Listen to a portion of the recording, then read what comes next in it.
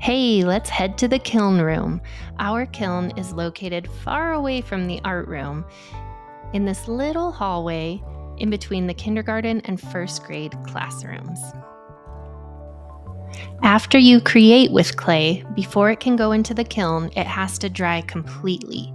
Even when clay feels dry on the outside, tiny bits of water can still be hiding inside. If wet clay gets too hot too quickly, the water turns into steam and expands, which can make the clay crack or even break apart and explode. That's why potters let their clay dry very slowly first. We usually wait 7 whole days before putting it into the kiln. Once the clay is dry, it's time to load it into the kiln. The kiln is like a giant oven made just for pottery. I start by lifting up this heavy lid to open the kiln. You'll see that there are some pillars down at the bottom. That is going to be to hold some shelves later on as I load more classes. I'm going to start carefully loading some clay pieces onto the bottom shelf.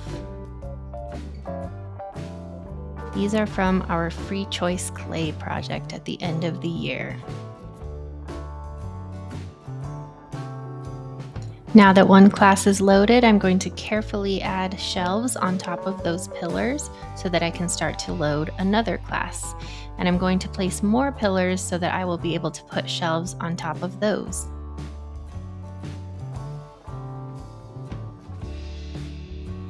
That shelf is done, so I'm going to repeat the steps 2 more times to load 2 more classes. I can fit 4 classes at a time in the kiln. Now it's time to close the kiln and get it started. In older kilns, potters use something that looks like this. This is called a cone. The cone is used to measure the heat inside the kiln.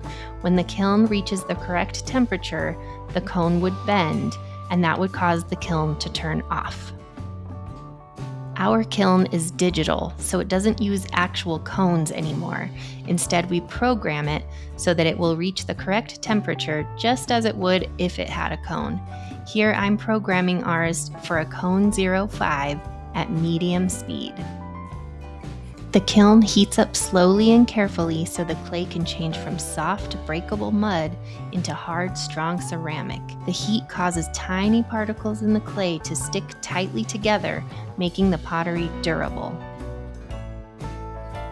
With our kiln programmed at a cone 05, it will reach a temperature of 1,915 degrees Fahrenheit.